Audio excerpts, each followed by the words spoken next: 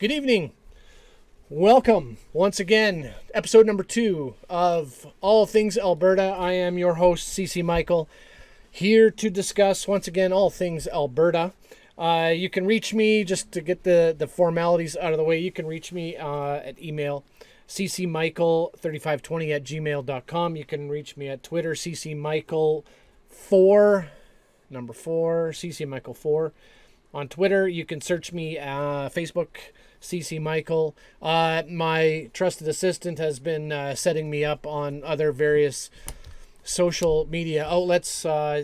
Something he says, what did he say? Only 35 plus is on Facebook. So if you want to reach anyone younger, you're going to have to go to one of the other ones. So anyway, I guess we'll be on that soon enough if we're not already.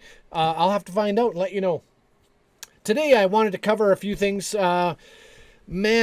Things. I think I was on here 2 days ago. I think it was 2 days ago. And already I'm searching through going, what am I going to talk about today? And you know what? When I contemplated long and hard about even doing a podcast, one of the things I was worried about is, what am I going to talk about? Like all things Alberta. What am I going to talk about? Is it going to be one of those things where I'm only going to tune in once every week, month? What am I going to do? But I noticed that every day,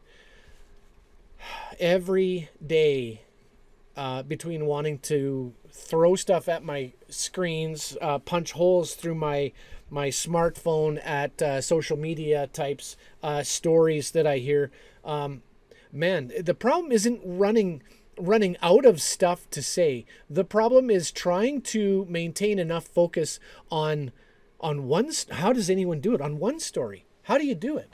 Like the tech stories, here and gone. It's done. What are we on to? We're on to all kinds of other things.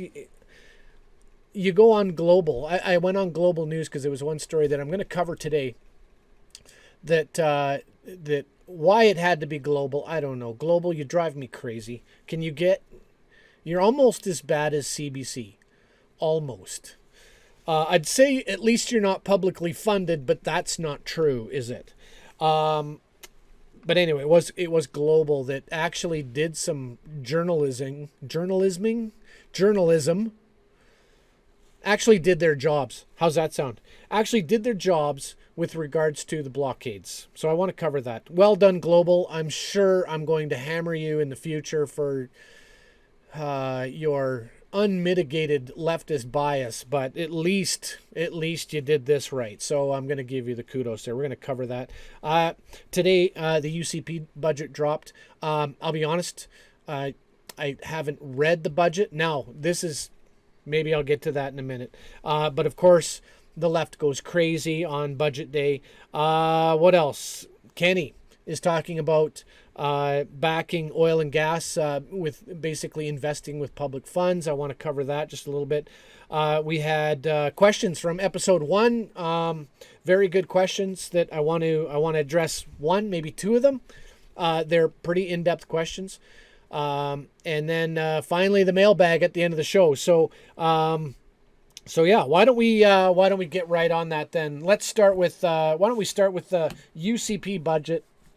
I have not read the budget. Lesson number 1 that I want people to know. I remember having this conversation with the first UCP budget. There was some people that I was having actual face-to-face discussions with, and they were. Let's just say they were listening to the mainstream media with regards to what was in the budget and what was not in the budget. And of course, there was all these cuts. There was all these cuts to education. There was all these cuts to healthcare and all this other stuff. It was hogwash. It was a lie. It wasn't true. Anyone can get online. I haven't done it yet, but I'll bet you by tomorrow morning I can get online, and all I have to do is punch in budget. It might even be up right now for all I know. If my trusty assistant were here, I'd just get him to look it up, but he's not. So I digress.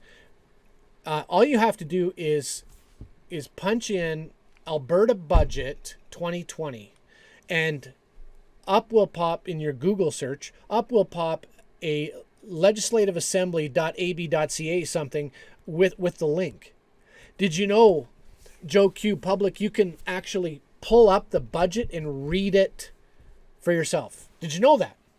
So whenever you want spin, I don't care if it's UCP spin, I don't care if it's NDP spin, you can pull up a budget, and if you can read past, let's say, a grade 9 level, you can read that budget and you can see for yourself what the budget entails.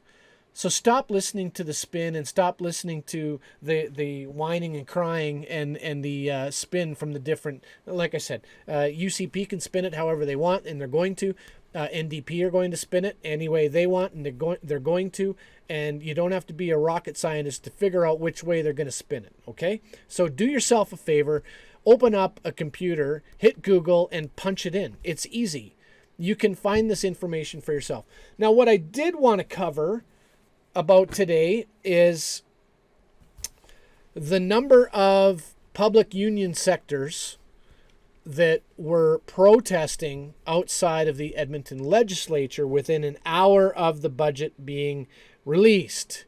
Now, regardless of whether or not I believe, I'm saying this without being positive, because again, I admittedly I haven't looked yet, but it sounds like education funding is maintaining what it was.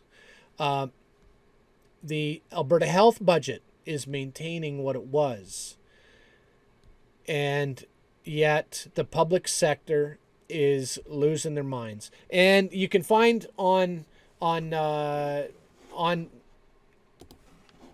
pop open your computer. What do I have open? That's a different story I want to cover later. Alberta budget. There it is.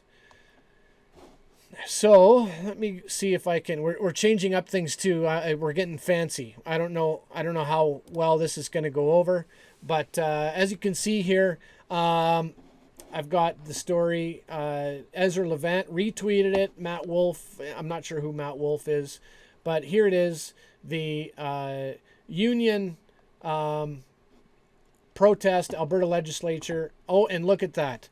It's devolved into denouncing pipelines. I don't have the words to describe how stupid this is. Let's listen for a sec. I'll back it up to, it's only 27 seconds here.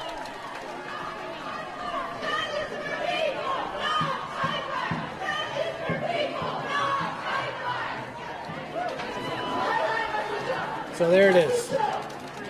It's kind of hard to hear what they're saying, but they are slamming pipelines. All cards on the table. You're going to hear me say that more than once in time, right? I can't divulge everything all in one show.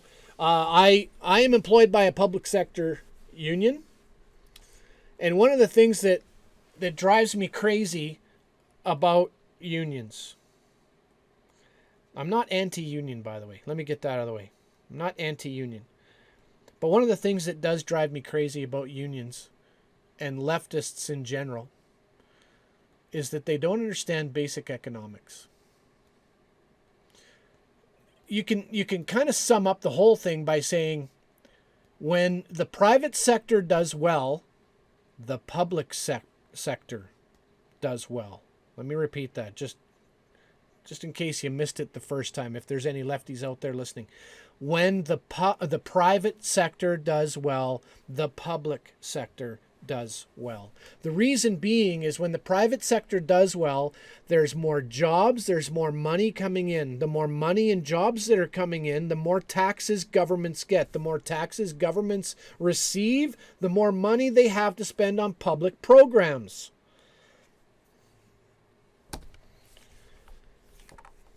When you jack taxes, when you make it impossible for businesses, corporations to make a living, to earn money, what happens is they start looking elsewhere to do their business. Either that or they just close the doors, right? So if you just close the doors, all those people that were employed are now unemployed. Where do they get their money? Well, if they don't find another job immediately, they end up going on EI.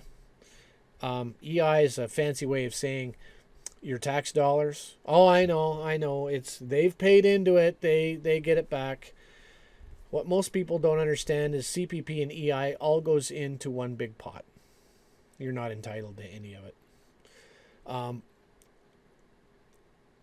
So these people go on government assistance, essentially is what it is. It's government assistance. Where does the government get their money? From taxes. But what if they have less taxes? Well, then they have to go into debt, and they have massive debts. And next thing you know, countries like Greece and others go broke. I don't want to get it wrong, but I vaguely remember New Zealand going fiscally, well, in the drain, to put it lightly. What happened? If I remember correctly, this was a number of years ago now, but if I remember correctly, they lost many social programs overnight. Gone. So for all you teachers and other public sector employees that are decrying no pipelines, well, Tech Mines just pulled the pin.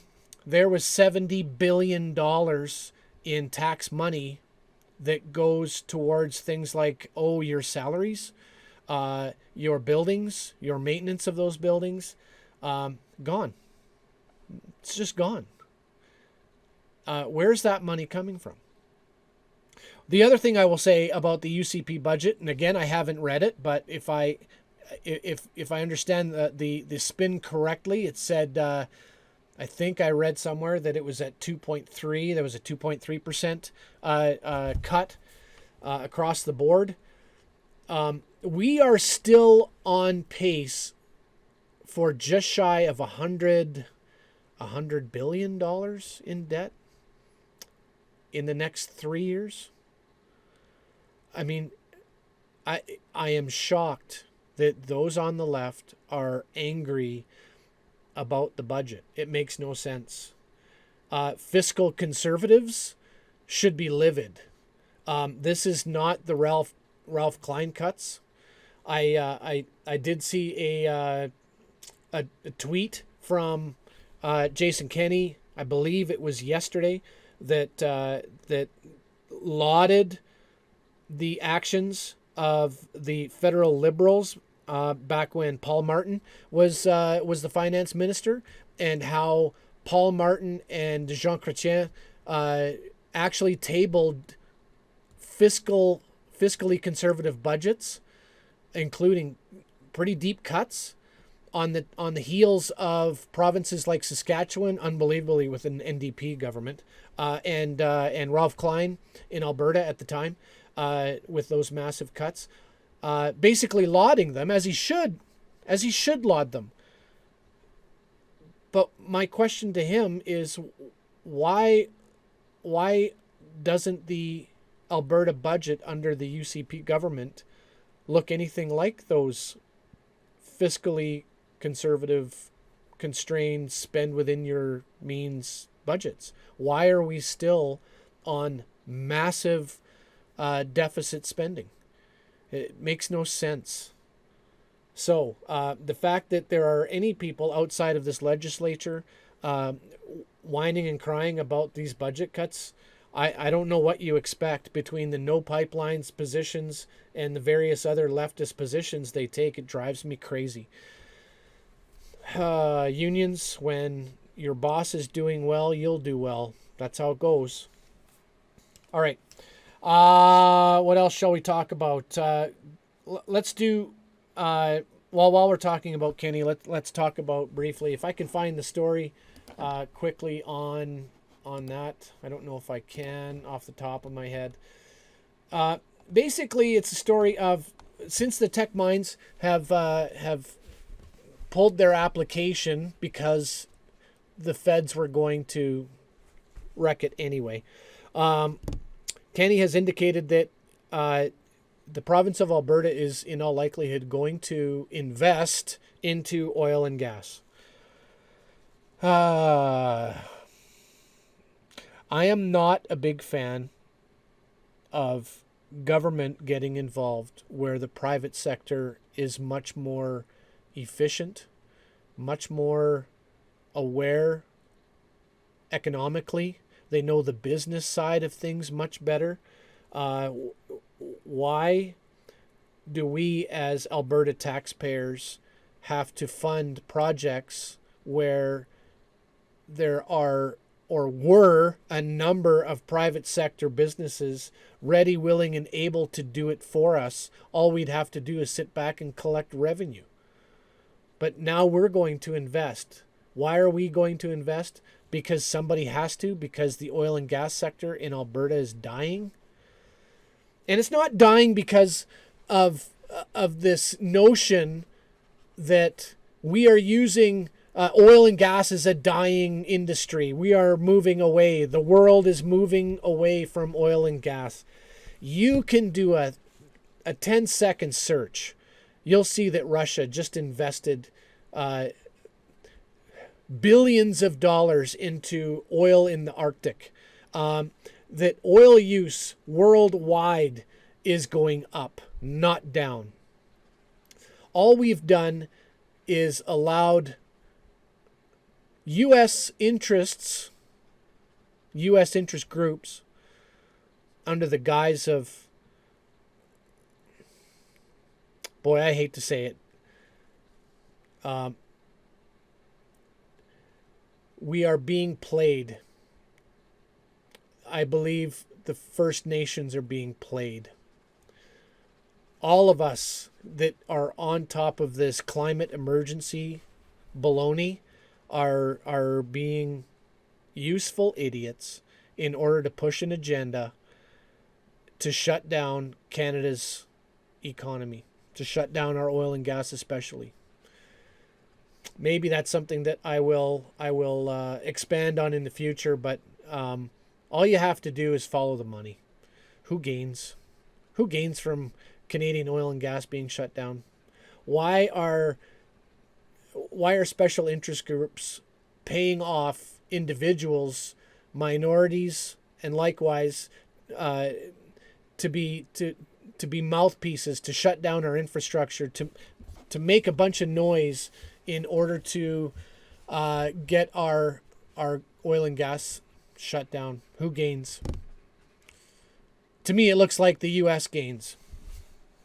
Take it for what it's worth.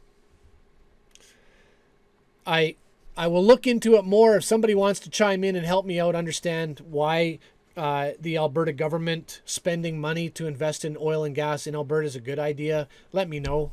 Because I'm not seeing a huge upside other than, throwing a rescue rope to an industry that's had the crap kicked out of it. But it shouldn't be the role of the taxpayer to keep bailing out industry that is more than capable of doing it on their own. So now that leads me into the last point I wanted to talk about, and that is global news. Global news of all, it's almost as bad as CBC doing it. Global News has done a little digging into the blockades, especially in the Lower Mainland. This was 12 hours ago. Let me pull it up here so you can see as well. I don't know how well you can see that, but it's there.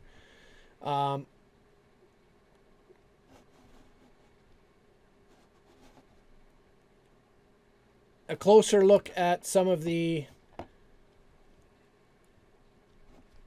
key players in the Lower Mainland's Wet'suwet'en protests.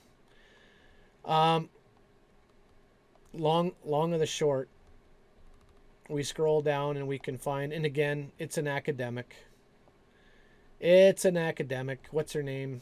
Knight. Last name Knight, who self-identifies as the organizer of solidarity actions with Wet'suwet'en in Vancouver, isn't even from Canada. Surprise. She told Global News Tuesday that she was of Yurok and Navajo ancestry with roots in California and New Mexico, and came to the country 8 years ago for school, though did not want to discuss her immigration status. She said, "I don't think I need to share my status with you." Well, I guess so. Knight earned her PhD, or sorry, not her, earned her. Knight earned a PhD from Simon Fraser University, where she graduated with the Dean's Convocation Medal for her dissertation, Dispossessed Indigeneity, Literary Excavations of Internalized Colonialism, described by the school as moving between the separate fields of Marxism, feminism, settler colonialism, and critical indigenous studies.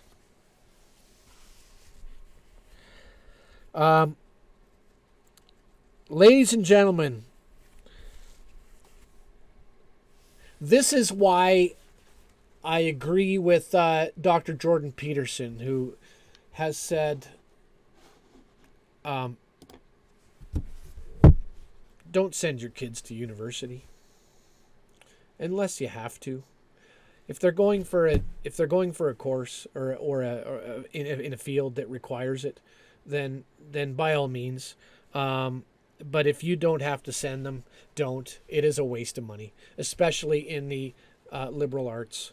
By the way, liberal arts, classically, liberal arts is a good thing.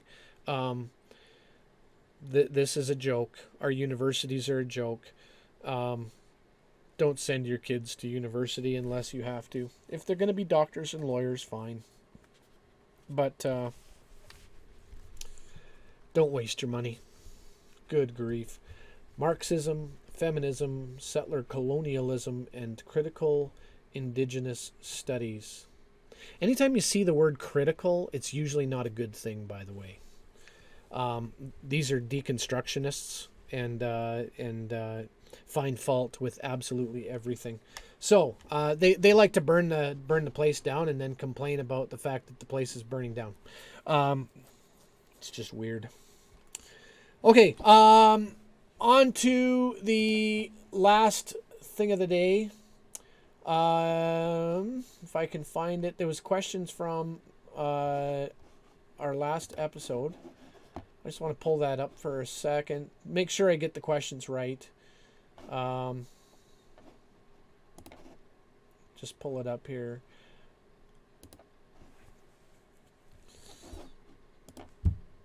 Have to, sorry, I'll have to stop it. I'm pulling it up to actually get at the comments. And there they are.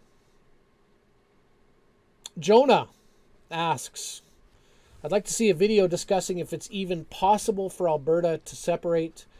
What would need to happen? What do we actually have to gain? What would it cost? What would it provide that something more simple like fixing the electoral system and canceling equalization payments wouldn't provide? Those are all outstanding questions. I'm not going to be able to answer them all today. So what I will do is I just want to look at a couple of them. If it's even possible for Alberta to separate. I don't understand exactly the context of your question. Is it legal for us to separate? Is it possible, as in, are we wasting our time even being separatists like I am? Is this pie in the sky stuff that's never going to happen? Or is it a legality? It is legally, we are legally allowed to separate. So we can in that regard. What would need to happen? That's probably an entire show all on its own, and I want to do a good one with that. I will even go so far as to try to maybe get one of maybe the local politicians that are in the separatist camp to maybe help us tackle that question. I think it's a great question and needs to be answered. What do we actually have to gain?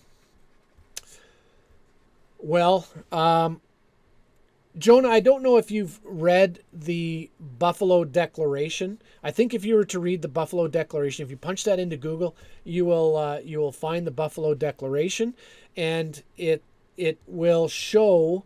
It gives a bit of a background, a history, and actually does a fantastic job of kind of laying out the traditional beefs that we as Albertans especially Albertans, maybe the West generally, but especially Albertans have and take issue with. And so I would suggest you read that, because that would go a long way in explaining, I think, what we actually have to gain. Outside of the $20 billion we send to Ottawa that we get to keep for ourselves, all those crying union public sector workers that were standing in front of the legislature building in Edmonton today, I wonder if they would, like, I doubt most of them would be on board with separation. I would argue they should be, if they want their increase in wages, which, by the way, some unions do. And that's fine. I'll whatever. Don't we all want to get a raise? Sure. I don't blame them for that. But what I would say is, when we send $20 billion of Alberta money to Ottawa every year, most of which is then shipped off to Quebec for Quebec's social programs, most of which Alberta can't afford. That tells you just the beginning of what we actually might have to gain. I would argue that these issues that we are running into with regards to getting our resources to market, I would argue that we would have a much easier time. Now, people will argue with me on this, and that's fine. Like I said, I'd like to have someone smarter than me address some of this stuff, but as a separate nation, I believe we would have a much stronger stance and a much better position externally to negotiate getting our oil to market than we do inside Canada. We have absolutely no standing. We have no bargaining power inside Confederation. Outside, I think we do. I think we have a lot more. What would it cost? Maybe that's another one that we'll have to look at specifically. It would obviously cost something. I would go so far as to say I think it would be fair that we would have to pay our share of the national debt. Although, being net contributors to, again, what would we have to gain? We'd get out from under the idiotic spending of national politicians. That would include the Conservatives, who were, while better than the Liberals, this round of Liberals anyway, they weren't much better. So we get out from under the stupidity of national spending. But we would probably have to take on our fair share of the national debt where it sits now. What would it provide that's something more simple? Okay, so here's the issue. I agree with your statement with regards to electoral system and canceling equalization payments. Get rid of that, and separatism goes away. It really does. The problem is that if you read the Buffalo Declaration, it explains to some degree why the electoral system is the way it is, and why it won't change. Or they would argue it needs to change. All four of the people that wrote the Buffalo Declaration are Federalists. They're not separatists like I am. They are Federalists, but they do recognize the problems. They do recognize that those issues aren't going to go away, that separatism is going to continue to pick up steam until such time that those problems are solved. The issue is that if you are paying attention to what's going on in central Canada and eastern Canada, for the most part, we're an afterthought, and they don't care. Alberta, in their mind, are a bunch of whiners, and we need to just suck it up and keep paying and shut up, or so on, something along those lines. And so it's not going to happen. That's the issue, Jonah. It's not going to happen. Would it fix everything? It would go a long way. People like me would have to stop our show because we wouldn't have much to talk about, because no one would talk about separation. Right now, there's a whole lot of people talking about separation. Okay? So, with that, we're going to go to the mailbag. All right, so for the mailbag today, I want to thank, looks like Matt Rawlings off of Twitter. At Imputationist is his handle. After the release of the first episode, he asks the following question. Well, he asked two questions. One was why I cut my hair, and it's because the answer is because I didn't want to look like a dirtbag. I was going for the dirtbag look, but I didn't realize how well I pulled it off. I pulled it off really, really well, so I thought it was time to cut it. But his question number 2 is the one we want to get to. Can you be a separatist and still be submissive to your government? Now, I have an answer for this. However, I think it's important to get some views other than mine on the show, and so I wanted to do what I wanted to do was call a friend, and I have called a friend. I've got Pastor Sheldon Andreas on the phone from Medicine Hat. Sheldon, do you hear me? Yeah, I hear you. Just before you answer this deep theological question, could you tell me, you are pastor of what church in Medicine Hat? Grace Family Reformed Baptist Church, Medicine Hat. Grace Family Reformed Baptist Church. So just by the name alone, I can guess that you are Baptist. You are Reformed. Reformed means you take the Bible seriously. Then, is that right? Yeah, we take the Bible very seriously. It's the only rule of faith and obedience in the world, according to all Christians. So yeah, we take the Bible as seriously as God takes us, and God takes His own words. There you go. And you guys meet where and at what time? We meet at Unity Lutheran Church on 12th Street in Medicine Hat, Alberta. At 1 o'clock, we meet for Bible study, and then 3 o'clock we meet for service. That's in the evening, of course. And we usually follow that up with a fellowship meal, and it's a welcome, open environment for all Christians. Absolutely. Okay, good. That's great. Now, I don't know, just to make sure you heard the question, I'm going to repeat it, all right? Can you be a separatist and still be submissive to your government? Do you have an answer for that, sir? Well, yes, I do. I think the canned answer is just sweet and simple. It's yes. You can be a separatist, but that could mean a few different things. I think that all Christians we're called to not be rebellious in any context. So we're not to have a rebel's demeanor or a rebel's heart, but in all situations, according to Romans 12, we're supposed to be trying to live at peace with all people. So when it comes to the question of separatism and rebellion, I see those as two separate things, and it has a lot to do with the context that you're in. Here in Canada, I think that there is a legal and non-rebellious form of separatism that we can be a part of, and that is regulated by law. Like some of those would be lobby groups, and I mean, even if you wanted to take it down to the bare bones of what it means to separate, if we have one leader that we prefer over another, the one leader is, we hope he gets voted out, so we cast our ballot at the ballot box. Therefore, we want to separate from that leader in a democratic way, in a peaceful way, in a way that's been provided to us by our government.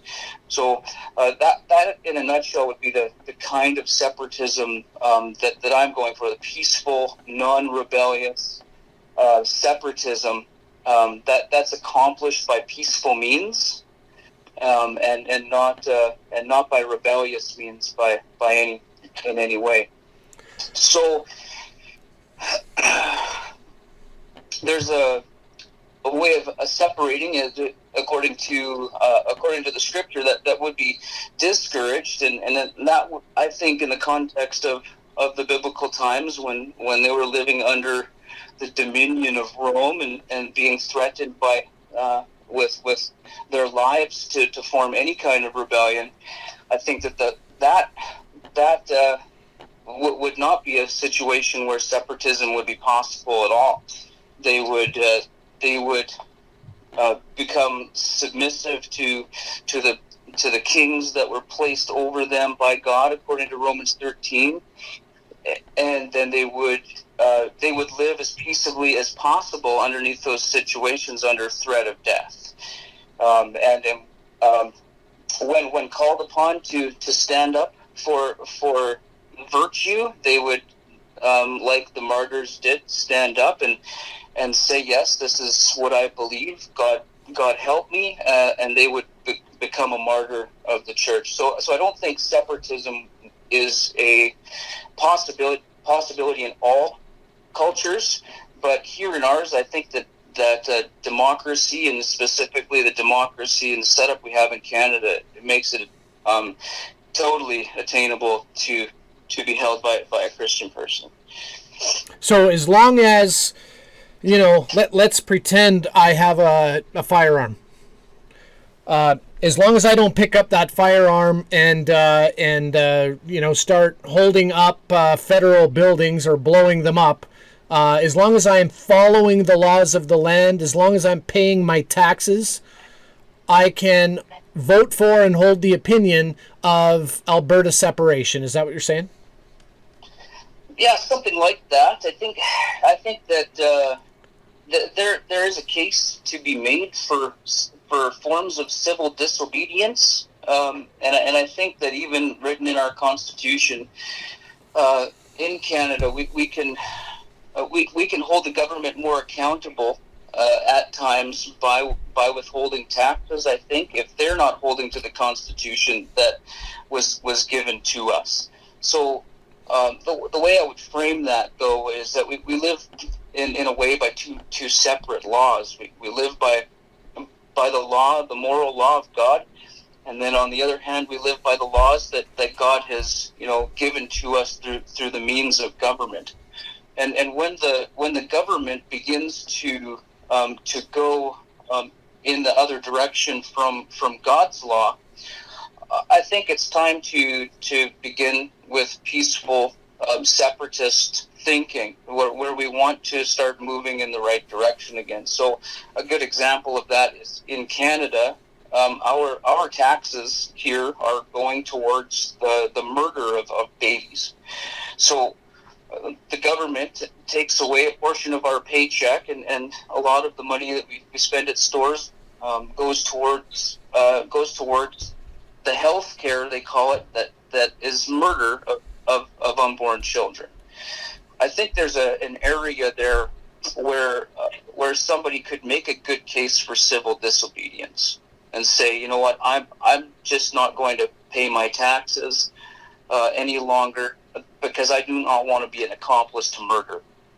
I'm not advocating for that, but what I'm saying is it's Christian and it's possible to think that way. Right. Yeah, but you know what? I think you captured it, the essence of it, pretty well. If we're not violent, we're not rebellious. We want to walk by the Spirit. We want to walk by the Word. We want to be like Jesus as Christians. And you know what? When he faced Herod, he didn't say anything. He just stood there and allowed that tyrant to continue his life for a little while longer. Anyway, so all the battles don't have to be won at the same time. Sometimes it's wise to be like Christ and to show grace in the situations that we can and do things as peacefully as possible. Right. Well, and in trying times we are in, without a doubt. So, Pastor, I want to thank you for your time. I want to thank you for your expertise, although you asked me specifically earlier, if you call me, please don't call me an expert, so I won't call you an expert. But I just chased after your expertise. So how's that? Did I keep up my end of the bargain? Yeah, I guess you still got the word expert in there in some way, but Outstanding. Well, I want to thank you for your time, and may you have a blessed Sunday. And I am sure I will have more questions in the future, and just so we can get everything on the record. In episode 1, I said all things on the table eventually. Well, you just opened up a couple of cans of worms that I no doubt was going to come out eventually, but this one kind of took it by the bullhorns. And so where was I going with that? Yeah, I lost it. Just like that. That's what middle age does to you. You forget what you said. Anyway, in the future, if I have more questions, we will be calling on you if that suits you fine. Yeah, absolutely, brother. All right. Well, I thank you for your time. Take care. Okay, bye-bye. Bye-bye. So, that was Pastor Sheldon Andreas of Grace Family Reformed Baptist Church. I hope I got that right, in Medicine Hat. Great question by Matt Rawlings. Thank you for that. And that's what we're here for. We're here to talk about certain things. We're talking about all things Alberta. And so keep the questions coming. I appreciate it. I hope you found today's podcast. Remember, I'm almost an old guy. Whatever this is, I hope you found it meaningful, and thank you for your time. I'm hoping that maybe in the next couple of days we'll fire it up again. So until then, take care.